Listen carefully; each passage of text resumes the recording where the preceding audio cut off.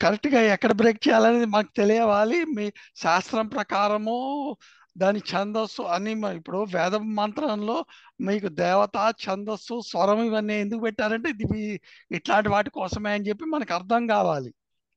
అంతేనండి. అవును, అవును, అవును, బాగా అవునా? చెప్పారు. అవును. అందువల్ల ఏమిటంటే అసలు స్పష్టంగా మనం ప్రపద్యే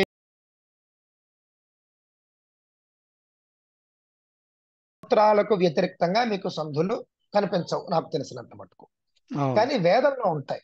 అందుకే మనందరికీ బాగా తెలిసిన అప్పుడేమిటి, అయ్యో ఇప్పుడు పాణిని మహర్షి అంత గొప్ప అష్టాధ్యాయి రచించినటువంటి మహానుభావుడు.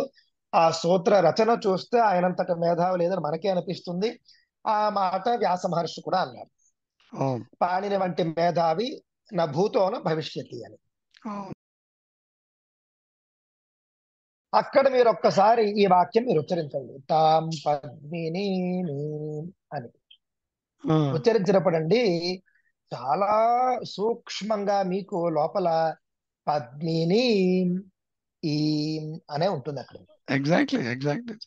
నాకైతే మీరు నాకైతే విడిగా కనిపిస్తుంది. అవును. నాకైతే అంతే అట్లాగే కదండి. అది ఖచ్చితంగా మీకు అక్కడ వచ్చేది ఈమె వస్తుంది. అవును. అవును. అవును. మీమంటారు ఈమన్.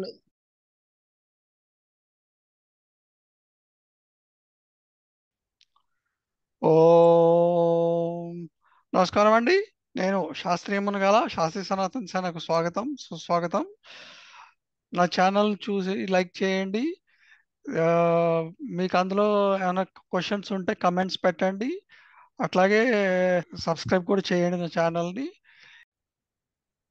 సో స్వామి, మనం రెండో క్వశ్చన్లోకి వెళ్దామా, లేకపోతే మీరు ఇంకేమైనా చెప్పేది ఉందా?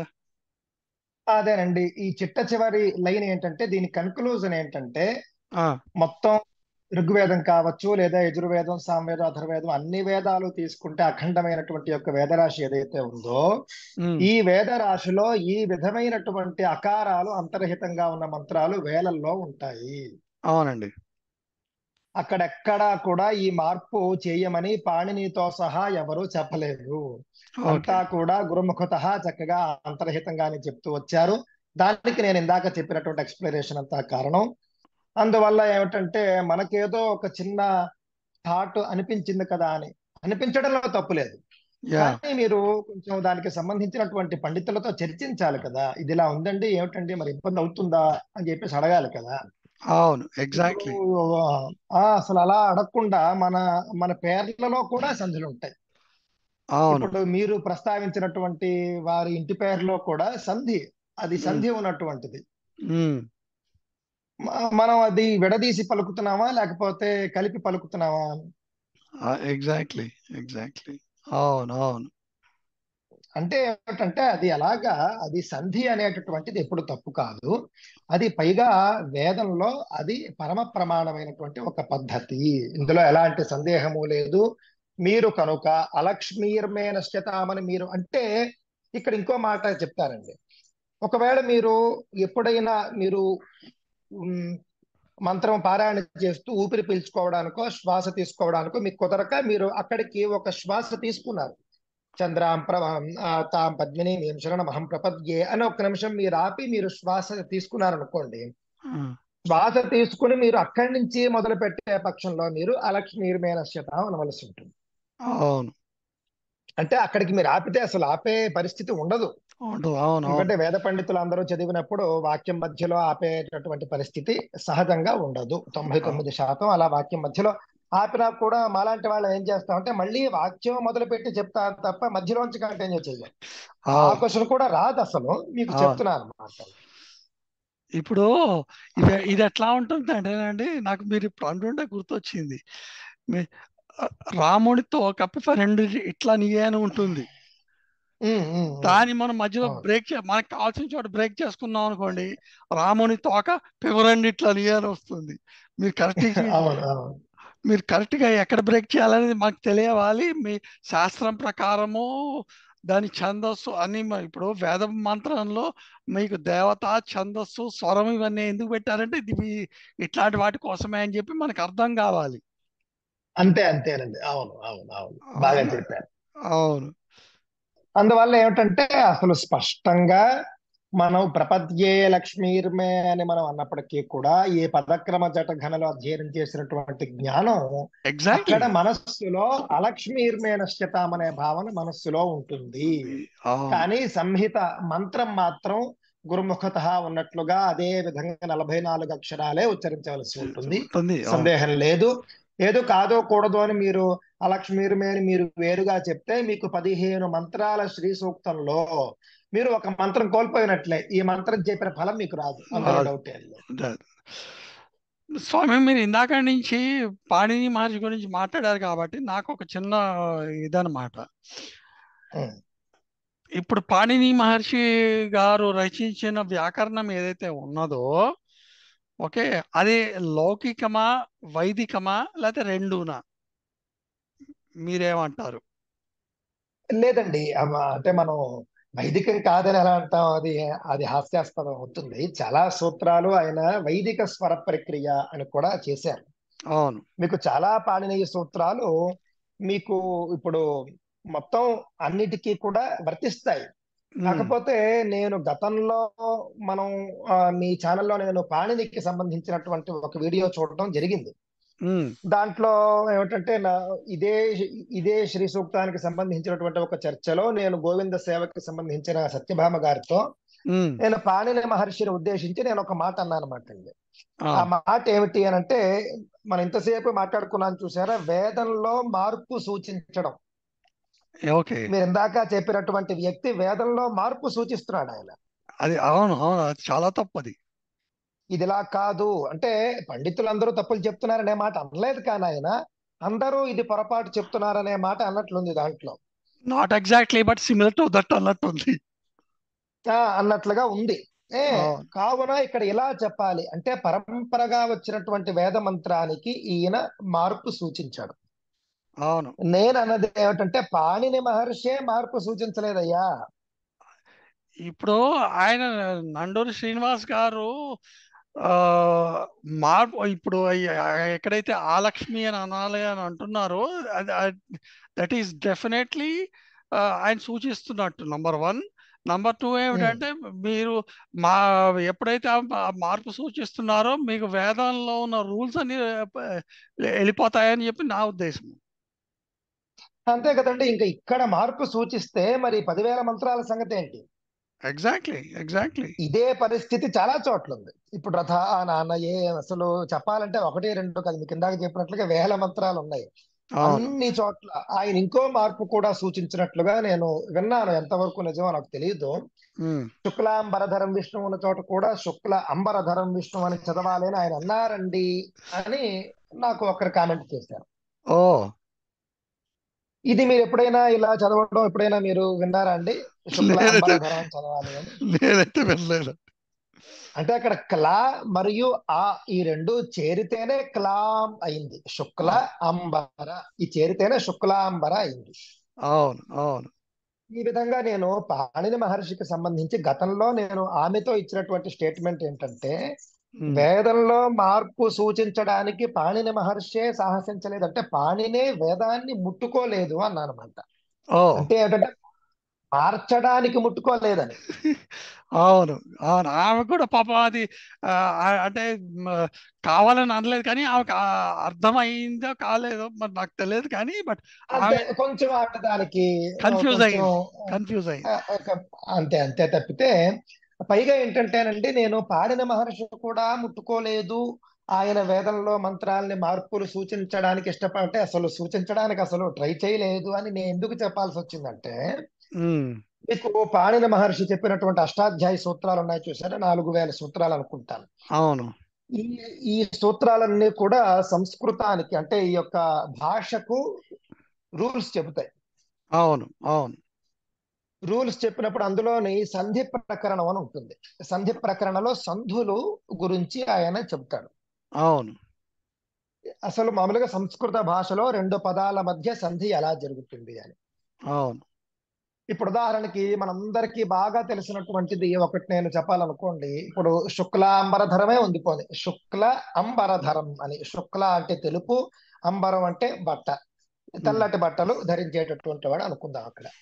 అక్కడ యొక్క క్లా మరియు ఆ ఈ రెండు కలిపితే క్లా అని అవ్వాలి అనేటటువంటిది ఏదైతే ఉందో దానికి ఒక సూత్రం ఉంటుంది దాంట్లో, అవును. పాణిని మహర్షి చెప్పినటువంటి దాంట్లో. ఉమ్, అంతేకాక ఇంకా అందరికీ బాగా తెలిసినటువంటిది శరణ్యే త్ర్యంబకే దేవి అని ఉంది. ఉమ్, త్ర్యంబకే లేదా త్ర్యంబకం యజామహే ఉంది. అవును. అక్కడ పదచ్ఛేదం ఏమిటండి? త్రి అంబకం అని. అవును. త్రి అంబకం అంటే ఆ మూడవ కన్ను అని నేను అనుకుంటూ ఉన్నాను. ఈ సరే, అది అర్థం ఎలా ఉన్నప్పటికీ సంధి దగ్గరికి వచ్చేసరికి త్రి అంబకే, త్రి అంబకం అని ఉన్నది. ఉమ్, అది త్రియంబకే లేదా త్రియంబకం అవ్వాలంటే దానికి ఒక పాణినీయ సూత్రం ఉంటుంది. అవును. అయితే ఒక రహస్యం ఏమిటంటేనండి, ఈ పాణిని చెప్పినటువంటి 4000 సూత్రాలకు భిన్నంగా మనకు వేదంలో కొన్ని సంధులు కనిపిస్తాయి. ఉమ్, ఆ సంధులు మీరు చూస్తే కనుక ఇదేమిటి పాణిని సూత్రం ఎలా ఉంది, ఈ సూత్రానికి విరుద్ధంగా ఈ సంధి ఉంది అని మనకు అనిపిస్తుంది, వేదంలో ఉమ్, అనిపిస్తుంది. ఉమ్, ఉదాహరణకు సానౌ అవ్యే ఈ రెండు పదాలు ఉన్నాయి. సానౌ అంటే ఔకారాంత పదం సానౌ అనుంది, ఉమ్, అవ్యే అనుంది. ఉమ్, ఇదేమో ఆకారంతో మొదలయ్యే పదం. ఈ రెండింటి మధ్య మనం సంధి చేయాలి. ఓకే. సంధి చేయాల్సి వచ్చినప్పుడు పాణిని మహర్షి చెప్పినటువంటి సూత్రం ఏచో యవాయావహ అని ఒక సూత్రం ప్రకారం ఏమవుతుందంటే ఈ సానవు కాస్త సానావ్ అవుతుంది. ఉమ్, అయ్యి అకారానికి ఆ వు చేరి సానావవ్యే అని తయారవుతుంది. ఉమ్, అంటే సానవు అవ్యే అనే రెండు పదాలు మీరు సంధి చేసినప్పుడు పాణిని మహర్షి చెప్పినటువంటి సూత్రాల ప్రకారం సానావవ్యే అవ్వాలి. అవునండి. లేదు అని అంటారా?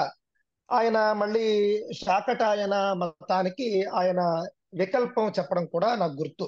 వికల్పం అంటే అది కూడా అని కొన్ని మీకు పాణిని సూత్రాల్లో ఉంటాయి. ఉమ్, ఈ వికల్పం చెప్పినప్పుడు శాకటాయన మతం అంటే మన ప్రస్తుత దీని ప్రకారం శుక్లయజుర్వేదంలో ఈ సానౌ అవ్యే కలిసినా కూడా సానా అవ్యే అవుతుంది తప్ప అక్కడ వకారం రాదు. ఉమ్, కావున ఆయన వైకల్పిక సూత్రం కూడా ఆయనే చెప్పాడు కాబట్టి మీకు ఒకటి సానావవ్యే అవ్వాలి లేదా సానా అవ్యే అవ్వాలి. ఉమ్, కానీ మీకు ఋగ్వేదంలో ఇదే రెండు పదాల మధ్య సంధి సంహితలో మీకు ఉమ్, ఓకే. సానో అవ్యే ఇది మీకు 9వ మండలంలో మీకు 4-5 చోట్ల వస్తుంది. సానో అవ్యే ఏ సానో అవ్యే అని వస్తూ ఉంటుంది. మీకు సంహితలో ఉన్నటువంటి సానో అవ్యే లేదా సానో అవ్యయేని మనం పదచ్ఛేదన చేయాలి అంటే సహజ ధర్మాలతో సానహ అవ్యయే చేయాల్సి ఉంటుంది. లేదా పోనీ సానో ఇతి అని అక్కడ మళ్ళీ ఇంకో సూత్రం వస్తుంది, సానో మాత్రమే ఉండి అవ్యయే రావాలి. కానీ ఈ విధమైనటువంటి పాణినే చెప్పినటువంటి సంస్కృత సూత్రాలకు భిన్నంగా మనకు వేదంలో సంధులు కనిపిస్తాయి. ఉమ్, మీకు వేదేతర గ్రంథాల్లో ఎక్కడ మీకు ఉండవు. సాధారణంగా సర్వసాధారణంగా మీకు రామాయణ భారత భాగవతాల్లో పురాణాల్లో ఎక్కడ ఈ సూత్రాలకు వ్యతిరేక్తంగా మీకు సంధులు కనిపించవు నాకు తెలిసినంత మటుకు. అవును. కానీ వేదంలో ఉంటాయి. అందుకే మనందరికీ బాగా తెలిసిన అప్పుడేమిటి అయ్యో ఇప్పుడు పాణిని మహర్షి అంత గొప్ప అష్టాధ్యాయి రచించినటువంటి మహానుభావుడు. ఆ సూత్ర రచన చూస్తే ఆయనంతట మేధావి లేదని మనకే అనిపిస్తుంది. ఆ మాట వ్యాస మహర్షి కూడా అన్నారు, అవును. పాణిని వంటి మేధావి నా భూతోన భవిష్యతి అని. అవును. అంటే ఆ యొక్క సూత్రాల కోడింగ్ చూస్తే అది మనకు అర్థమైపోతుంది ఆటోమేటిక్ గా. ఒక్క అక్షరంలోనే ఆయన దాచిపెట్టేస్తారు. ఆ అవును. ముందు ఉన్నటువంటి 14 మహేశ్వర సూత్రాలు లేకపోతే 4000 అష్టాధ్యాయ సూత్రాలకు అర్థం లేదు. ఉమ్, అవును. అవును. ఇప్పుడు మనం తెలుగులో అచ్చులు అంటాం, అచ్చులు హల్లులు అంటాం. కానీ ఈ అచ్చులు హల్లులు అనేవి ఎక్కడి నుంచి వచ్చింది ఎవరికి తెలియదు. ఎగ్జాక్ట్లీ. ఎగ్జాక్ట్. పాణిని దగ్గర నుంచి అది పాణిని దర్శించినటువంటి, అంటే ఆయన మహేశ్వర సూత్రాలు దర్శించాడు, అష్టాధ్యాయ సూత్రాలు రచించాడు. వచ్చాడు. అవును. దర్శించడం అంటే ఏమిటి? ఆయన తపస్సు చేయగా ఆయన పరమశివుడు రావడం, డమరకు మాయించడం, ఆ ఇవును రులుక్కు ఏవో వచ్చాయి చూసారా, అందులో అచ్ హల్ అని ఉన్నప్పుడు అయ్యును రులుకు ఏవో ఐవో ఊచ్ అని అక్కడ ఆ మధ్యలో ఉన్న అక్షరాలన్నీ అచ్చులు అని అక్కడ అర్థం, అచ్ అని అక్కడ ఉద్దేశం. అవును. అలాగే హల్ అన్నప్పుడు ఏమో హాతో మొదలుపెట్టి హయవరటతో మొదలుపెట్టి మొత్తం అక్షరాలు వస్తాయి, అవన్నీ కూడా హల్ హల్ అని. ఆ అవును. విధంగా అచ్ హల్ అని అక్కడ వచ్చింది. ఇది తెలుగులో కాస్త అచ్చులు హల్లులు అని వచ్చింది. సరే, ఇది మనం పక్కన పెట్టేస్తే అంతటి పాణిని మహర్షి, ఆయన లేకపోతే మనకి నేడు సంస్కృతమే లేదు. వేదంలో కూడా ఆయన అవును. వేద ఉచ్చారణకు సంబంధించి పాణినీయ శిక్షలో ఆయన చాలా మార్గదర్శకాలు చేయడం కూడా జరిగిందండి. నేను మీకు ఇందాక చెప్పాను చూసారా, అభక్షరం, అహనాయుష్యం, అలాగే రంగం అంటారు, అది ఎలా ఉచ్చరించాలి ఆయన చాలా వరకు ఆయన చెప్పారు.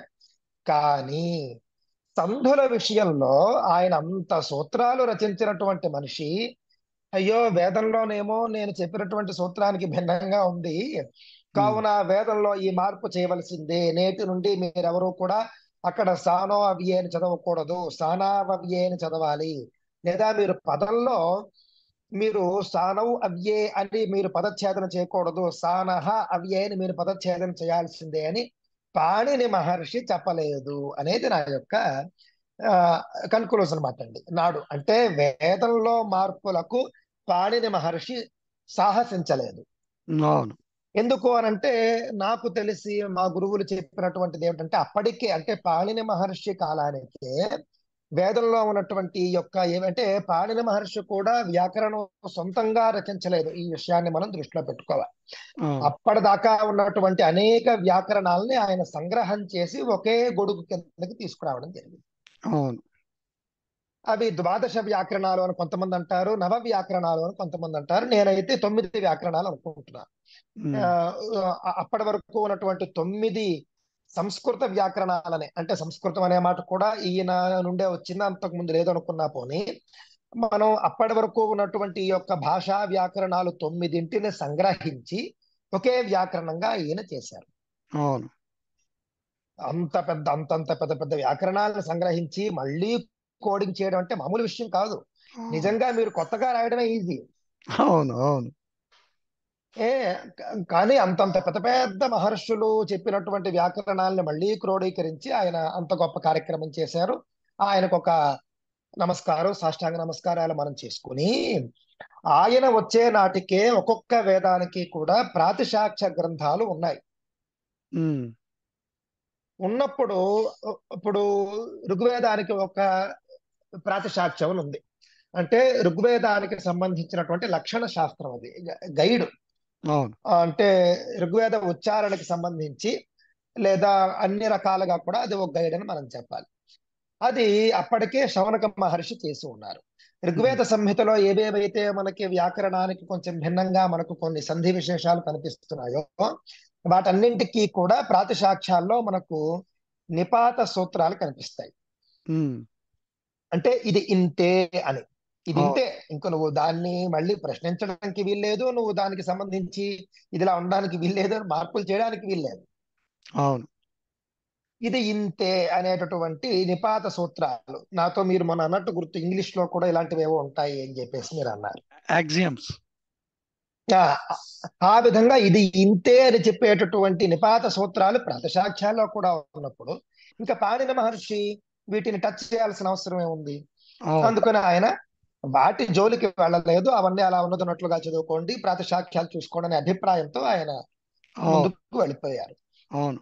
ఇక్కడ మనం ఇంకో మాట కూడా మనం చెప్పుకోవాలి. మనందరికీ బాగా తెలిసినటువంటి మాట చాదస్తం అని. ఆయనకి బాగా చాదస్తం ఎక్కువ రారంటారు. అంటే చాదస్తం అంటే ఏమిటండి? ఇప్పుడు ఉదాహరణకి ఇంట్లో పిల్లవాడు ఒక అమ్మమ్మ నానమ్మ ఒక మడి నీళ్లు పెట్టుకుంటుంది అక్కడ, పిల్లవాడు వచ్చి ఎట్టి పరిస్థితుల్లో ముట్టుకోవడానికి వీల్లేదు. అవును. ముట్టుకుంటే ఏమైపోతుంది నానమ్మ, ఆ నీళ్లు ఈ నీళ్లు ఒకటే కదా, ఈ ప్రశ్నలకు అసలు తావివ్వదు నానమ్మ. అవును. అంటే ఇది ఇంతే. అలా ఉన్న వాళ్ళని మనం బాగా చాదస్తంగా ఉంటారు వాళ్ళు అని మనం అంటాం. ఈ చాదస్తం అనే పదం ఎక్కడి నుంచి వచ్చింది అని అంటే ఛాందసం అనే పదం నుండి వచ్చింది. ఛాందసం అంటే ఏమిటి? ఛందః అంటే వేదం. అవును. ఛాందసం అంటే వేదంలో ఉన్నది ఉన్నట్లు చెబుతాను నేనంతే, ఇంక నువ్వు ఎన్ని కబుర్లు చెప్పు నాకు అనవసరం. ఎగ్జాక్ట్లీ. వేదంలో ఉన్నది ఉన్నట్లుగా నేను ఉచ్చరిస్తాను, వేదంలో చెప్పిందే ఆచరిస్తాను. ఒక్క గీత కూడా నేను 1% కూడా పక్కకు జరగను అని ఎవరైతే ఉంటారో వాళ్లకు ఛాందస్సులు అని పేరు. వాళ్ళే కాలక్రమంలో చాదస్తంగా ఉంటారు అనేటటువంటి వాదన బయలుదేరింది. ఈ విధంగా ఉంటుందండి వేదంలో. ఏమిటంటే ఉన్నది ఉన్నట్లుగానే మనం ఉచ్చరించాలి. అందువల్ల ఆ రోజున పాణినికి సంబంధించి కూడా వారు వేదానికి పాణినీయ శిక్ష మీకు మీకు మీకు శ్లోకాలు 69 అయినా ఉంటాయి, కానీ అందులో ఎంత జ్ఞానాన్ని ఆయన చెప్పారు. దాదాపుగా వేదానికే అది, ఆ, దాదాపుగా అత్యధికంగా. సో సో మీరు పాణిని మహర్షి గారు రచించిన వ్యాకరణం రెండు లౌకికము వైదికము అని నమ్ముతారు అన్నమాట. అంటే మీకు కొన్ని సూత్రాలు, అంటే మీకు ఆయన ఏం చేస్తాడంటేనండి, మీకు ఆయన చెప్పిన కొన్ని సూత్రాలు ఉంటాయి. అంటే మీకు సహజంగా మీకు ఆయన ఆమ్, వ్యాకరణం అని అంటే అక్కడ ఇది వేరు అది వేరు అని కాదు, సహజంగా ఆయన భాషకు చెప్పినప్పటికీ మీకు కొన్ని చోట్ల ఎక్కడైతే మీకు ఈ యొక్క కాంట్రడిక్షన్ వస్తుందో, అంటే ఏమిటి, నేను చెప్పినటువంటి ఈ సూత్రానికి భిన్నంగా మనకి ఫలానా చోట కనిపిస్తుంది అంటే అక్కడ ఆయన మళ్ళీ ప్రత్యేక సూత్రం చెప్పి అక్కడ సరి చేస్తూ ఉంటాడు ఆయన. Okay okay. యా.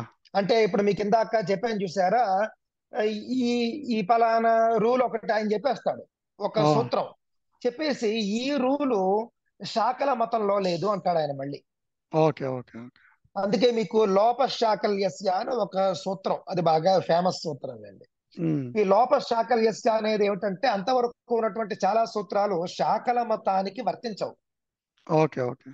శాకల మతం అంటే మనం చెప్పుకోవాలంటే నేటి భాషకు ఇంకా మరి ఋగ్వేదానికి అని మనం చెప్పాలంటే, ఎందుకంటే ఇప్పుడు ఋగ్వేదంలో ఉన్నది శాకల శాఖ. అంటే శాకల మతానికి ఇది వర్తించదు అని ఆయనే చెప్తాడు. అవును అవును. మరి కావున మనం మరి లోపశాకల్యస్య కూడా ఆయన చెప్పాడు, లేకపోతే శాకటాయన మతానికి ఆయన రూల్స్ చెప్పాడు అని అంటే వేదాలను కూడా ఆయన పరిగణనలోకి తీసుకున్నట్టే కదా. అవును అవును. ఆయన వేదాలను పరిగణనలోకి తీసుకుని ఇప్పుడు వేద భాష్యం చెప్పాలన్నా కూడా ఋగ్వేదే వ్యాకరణం మతం అని, ఇప్పుడు ఋగ్వేద భాష్యం చెప్పాలంటే పాణిని అష్టాధ్యాయి, దానికి భాష్యమైన కౌముది, కాశికలు, మహాభాష్య, పతంజలి మహాభాష్యాలు లేకుండా చెప్పలేరు. అవును అవును. మీకు నిరుక్తము అవన్నీ పెట్టుకున్నప్పటికీ ఈ పాణిని వ్యాకరణ జ్ఞానం ఉండి తీరాలి. అంటే ఓకే. బేస్ మీకు ఇదే బేస్ కదా అది. సో సో అదే బేస్ మనము బేస్గా రెండు రెండిటికి తీసుకోవచ్చు అన్నమాట, వైదికము లౌకికము రెండిటికి. రెండిటికి తీసుకోవచ్చు. అంటే ఇప్పుడు వైదికంలో ఇంకా అసలు చేయడానికి ఏం లేదు. ఇక్కడ లేదు, నేను అంటున్నది అది ఏంటంటే ఒప్పుకుంటా అది ఒప్పుకుంటా అది ఒప్పుకుంటా. అంతే అదే. యా యా, అదైతే ఒప్పుకుంటా. ఓకే. అంటే తప్పకుండా వేదానికి కూడా అప్లై అవుతుంది, ఎస్ ఎస్. వేదానికి కూడా అప్లై అవుతుంది. ఎక్కడైతే కాంట్రడిక్షన్ వచ్చిందో అక్కడ ఆయనే చెప్పేశాడు అని, ఇంకేం లేదు. కేవలం పాణిని కూడా టచ్ చేయలేదు అనే నా మాట వేదంలో మార్పులకి ఆయన సాహసించలేదని అర్థం. నేను ఒప్పుకుంటా అది. ఓకే సార్, ఇప్పుడు మీరు రెండో ఈ శ్రీ సూక్తంలో రెండో చాటు కూడాను నండూరి శ్రీనివాస్ గారు చెప్పింది, రెండో చాటు కూడా ఎక్కడో మీకు అభ్యంతరం ఉందన్నారు కదా, అది ఎక్కడ సార్? అవునండి, అదేనండి, అదే వాక్యంలో తాం పద్మినీమీం శరణమహం దగ్గరేమో ఆయన ఏమంటాడంటే తాం పద్మినీమీం, ఇక్కడ మళ్ళీ సంధే గొడవ. అక్కడేమో పద్మినీమీం ఉంది, అక్కడ పద్మినీం ఈం ఆయన చదవాలంటాడు ఆయన. ఆయన దానికి ఒక స్టోరీ ఏదో తీసుకున్నాడు అనమాట. అదే ఇంకా ఈం అనేటటువంటిది మహాబీజాక్షరం, ఇవన్నీ సత్యాలే, కాదని ఎవరు అంటలేదు. ఇప్పుడు కాదని ఎవరన్నారు? అదే అయిన తర్వాత ఆయన ఇంకో చోట కూడాను చూస్తే మీకు దుర్గా సప్తశతి అండి, అందులో అందులో దానికి కూడా కథ ఇది చెప్పాడు ఆయన, మీరు చూస్తే చెప్పాడు. కానీ అది అందులో కూడాను ఆయన నా భార్యకి అదేంటి ఆరోగ్యం కోసము ఉచ్చరించాలి, కానీ ఆయన ఉచ్చరించకుండా నా భార్య పోవాలి అన్నట్టుగా చెప్పాడు. అదేనండి, అవునవును అవును. ఇది చండీ కవచం అని ఉందండి, చండీ కవచం, ఈ దాన్ని దేవీ కవచం అంటారు. అది చండీ కవచమా దుర్గా కవచమా అండి? అంటే రెండు రకాలుగా చెప్తారులేండి, కానీ మనం దానికి న్యాసం చేసినప్పుడు ఛందస్సు చెప్పినప్పుడు అస్య శ్రీ చండీ కవచస్య అంటాం మనం. దుర్గా కవచమాను, కానీ ఇబ్బంది ఏం లేదు, అక్కడేమి ఇబ్బంది లేదు, ఎందుకంటే దుర్గా సప్తశతి అంటారు, చండీ సప్తశతి అని కూడా అంటారు. ఓకే. దాని పూర్వాంగంలో వచ్చేటటువంటి చండీ కవచం అని ఉంటుంది. దాంట్లో ఏమిటంటే పుత్రాన్ రక్షేన్ మహాలక్ష్మీర్ భార్యాం రక్షతు భైరవి అని ఉంటుంది దాంట్లో. అక్కడ రక్షతు అని చెప్పాల్సిన దానికి వేరే విధంగా ఉచ్చరించారు, దానివల్ల భార్య చనిపోయింది అని అన్నారు. అదే అక్కడ రక్షతు అనాల్సింది భక్షతు అన్నారు. అది కథ చెబుతారు, అది నిజమే. ఇలా చెప్పాల్సింది అలా చెప్తే తప్పకుండా ఆ ఫలమే వస్తుంది, దాని గురించి కాదు. కానీ అది ఇక్కడ అప్లై కాదు. ఎందుకు అనంటే ఆయన ఏదైతే ఈం అనే బీజాక్షరం గొప్పది అది ఇది అని అన్నారో అవన్నీ వాస్తవాలే. కానీ ఆ బీజాక్షరం కంటే వేదం గొప్పది. ఎగ్జాక్ట్లీ. ఆ బీజాక్షరం కంటే వేదం గొప్పది, ఆ చండీ కవచం కంటే వేదం గొప్పది. వేదంలో ఉండేటటువంటి సంహిత, ఆ యొక్క మంత్రశక్తే గొప్పది. మీరు ఒక్కసారి కళ్ళు మూసుకోండి, మీరు కళ్ళు మూసుకుని తదేకంగా ఒక రకమైనటువంటి ధ్యానంలోకి వెళ్ళండి. అక్కడ మీకు ఏ విధమైనటువంటి నోయిస్ లేకుండా మీరు ఒక రూమ్ లో మీరు కూర్చున్నారు అనుకోండి, చాలా ప్రశాంతంగా ధ్యానం చేస్తున్నారు, మనస్సు మీకు ఆహ్లాదకరంగా ఉంది. అక్కడ మీరు ఒక్కసారి ఈ వాక్యం మీరు ఉచ్చరించండి, తాం పద్మిని అని ఉచ్చరించినప్పుడండి చాలా సూక్ష్మంగా మీకు లోపల పద్మిని ఈ అనే ఉంటుంది అక్కడ. ఎగ్జాక్ట్లీ. నాకైతే మీరు విడిగా కనిపిస్తుంది. అవును, నాకైతే అంతే అట్లా కదండి, అది ఖచ్చితంగా మీకు అక్కడ వచ్చేది ఈమె వస్తుంది. అవును. మేమంటారు ఈమనాలి అంటే నిజంగా అండి, మనం అంటే నేను ఎవరిని తక్కువ చేయను, కానీ అత్యంత హాస్యాస్పదం. బాగా చెప్పారు. అక్కడ మీరు ఒక్కసారి మీరు మీ అని మీరు కాసేపు అనండి. మీరు అవును. మీ అంటే అసలు మకారం పోయి చాలాసేపు అయిపోయింది మీకు. అవును. చాలాసేపు అయిపోయి మీరు ఈ అంటున్నారు. మీరు అవును. అంటే మీరు మొదట్లో ము అన్నారంతే. మీ అని ఎప్పుడైతే మీకు ఈ మొదలైపోయిందో ము వెళ్ళిపోయింది. వెళ్ళిపోతుంది. అవును. వెళ్ళిపోయి మీకు ఈ మిగిలింది. అదే విధంగా మీరు మీం అన్నారనుకోండి, మీం అన్నారనుకోండి, ము అనేది మొట్టమొదటి భావన. అంతే. ఎగ్జాక్ట్. మీకు అవును. మీరు అక్షరం ఏదైతే ఉచ్చరిస్తారో 100% మీరు చేసే అక్షర ఉచ్చారణలో మొట్టమొదటి 5% మీరు ము అన్నారంతే. అంతే. మీరు తర్వాత చెప్పింది ఈమె చెప్పారు. మీరు దేని మీద ఎంఫసైజ్ చేస్తున్నారు అనేది ఇంపార్టెంట్. మా మీద అంతే చేస్తున్నారా, కదా. ఈ మీద చేస్తున్నారా అనేది మీరు ఆలోచించుకోవాలి ఇంపార్టెంట్. తప్ప. అంతే. మీరు వేరుగా చెప్పకపోయినా మీకు అక్కడ ఈమనే బీజాక్షరం వచ్చేసింది. అవును. అంటే బాగా వేద చెప్పారు. మంత్రం కంటే బీజాక్షరాలు గొప్పవి కావు, ఇది అందరూ దృష్టిలో పెట్టుకోవాలి. పెట్టుకో. వేద మంత్రం మీకు ఈ బీజాక్షరాలు మీకు వేదం నుండి వచ్చాయి. ఎగ్జాక్ట్. మీకు ఈమనేటటువంటి బీజాక్షరం మీకు ఋగ్వేదంలో మొట్టమొదటిగా ఉచ్చరించబడింది. అవును. మీకు ఎక్కడో మళ్ళీ పురాణంలో ఎక్కడైనా ఉంది కదా అని దానికోసం మీరు ఇక్కడ మార్పు చేస్తా ఉంటే హాస్యాస్పదంగా. అందరికీ అర్థం కావాల్సింది ఏంటంటేనండి, వేదం నుంచే ప్రతిదీ పుట్టింది అనేది అర్థం కావట్లేదు. వాళ్ళు అంతే. వే అవునండి, అవును. వేద వేద అంటే మనకి అంటే ఆ, నేను మళ్ళీ పాత వాటిలోకి వెళ్తున్నాను అనుకోకపోతే, మనకి ఏంటంటే చాలా మటుకు చేసింది ఏంటంటే ఈ వెస్టర్నర్స్ కానీ, లేకపోతే మనకి ఒకటి మైండ్లో పెట్టేశారనమాట. వేదం డిఫరెంట్, మీరు చేసే పురాణాలు కానీ మిగతావన్నీ కూడా డిఫరెంట్ అని చెప్పి అబ్బా అవునండి, చాలా దారుణం. అవునవును, నేను గమనంటే వేద దేవతలు వేరు, వైదిక దేవతలు వేరు, పురాణ దేవతలు వేరు అని తీసుకొచ్చారు. అది ఇప్పుడు చేసేటప్పటికే నేను మిమ్మల్ని అది అడగాల్సి వచ్చింది మాట, లౌకికమా వైదికమా అని. ఎందుకంటే మనల్ని అట్లా డివైడ్ చేసి వచ్చారు. అవును, అంతే. సో మనం అది డివిజన్ ని మటుకు మనము ముందు జనాల్లో నుంచి ఆ డివిజన్ తొలగించాలన్నమాట. దేనికైనా తప్పకుండా. దేనికైనా కానీ ప్రతిదీ పాయింట్ అవుట్ టు వేదము అని చెప్పి. మీరు గమనించండి ఒకసారి, బోధాయన ధర్మ సూత్రాలని, ఆపస్తంభ ధర్మ సూత్రాలని, చాలా ధర్మ సూత్రాలు ఉంటాయి, అవును. స్మృతులు ఉంటాయి. వీటన్నింటిలోని కూడా ఏకకంఠంగా ఒక మాట ఉంటుంది, అన్నింటికీ వేదమే పరమ ప్రమాణం. అన్నింటికీ వేదమే పరమ ప్రమాణం. అవును. ఏమండి, మీకు స్మృతుల్లో కాంట్రడిక్షన్ ఉంటుంది. ఆ స్మృతిలో ఒకలాగా ఉంటుంది, ఈ స్మృతిలో ఒకలాగా ఉంటుంది. వేదానికి ఆమోదించబడుతూ ఏది ఉంటుందో దాన్నే తీసుకోమన్నాడు. ఇప్పుడు ఇవన్నీ కాదండి, ఇప్పుడు రామాయణ మహాభారతాల్లోని కూడా తీసుకుంటే మీరు వాటిట్లో ఆ, వాటిని ఎవరైతే అనుకరించారో లేకపోతే ఇప్పుడు రామాయణంలో ఉన్న మీకు పద్యాలు కానీ లేకపోతే మీరు వాటిని శ్లోకాలు కానీ ఏమన్నా కూడాను ఆ శ్లోక ఆ శ్లోకాల్లో దాని అర్థం మీరు ఎట్లా తీసుకుంటున్నారు అనే దానికి మీరు రెఫరెన్స్ వేదంలో నుంచి తీసుకోవాలని మేము ఎన్నిసార్లు చెప్పినా వీళ్ళు ఉమ్. వేదంలోంచి తీసుకోకుండా ఎవరో ఏదో రాశారని చెప్పి అది తీసుకొని మీరు రాముల వారు మాంసం తిన్నారు అని చెప్పి చూపించడానికి అని చెప్పి చేస్తే అది ఎంత హాస్యాస్పదంగా ఉంటుందంటే, ఎందుకంటే మీకు మీకు మీకు రామాయణమైనా భారతమైనా 18 పురాణాలైనా ఏవైనా ఒక్క మాట మీకు అక్కడ వేద విరుద్ధంగా కనిపించింది అంటే అది మీకు ఇన్వాలిడ్, అక్కడ అయిపోయింది అంతే. ఎగ్జాక్ట్లీ ఎగ్జాక్ట్లీ ఇప్పుడు చాలా మంది మీకు మీకు రామాయణ భారతంలో కానీ ఎందులో తీసుకున్నా కూడాను మీకు ఆ, అశ్వమేధ యాగం గురించి చెప్తూ అశ్వమే అశ్వమేధ యాగం అంటే అశ్వాన్ని చంపి చూపించాలి అని చెప్పి చాలా మంది చెప్పారు. చాలా ప్రసిద్ధుల పండితులే, I don't want to name them here, కానీ వాళ్ళు అది చెప్పి చూపించారు. ఇది ఎందుకు అంటే అది వేద విరుద్ధంగా వెళ్ళారు కాబట్టి.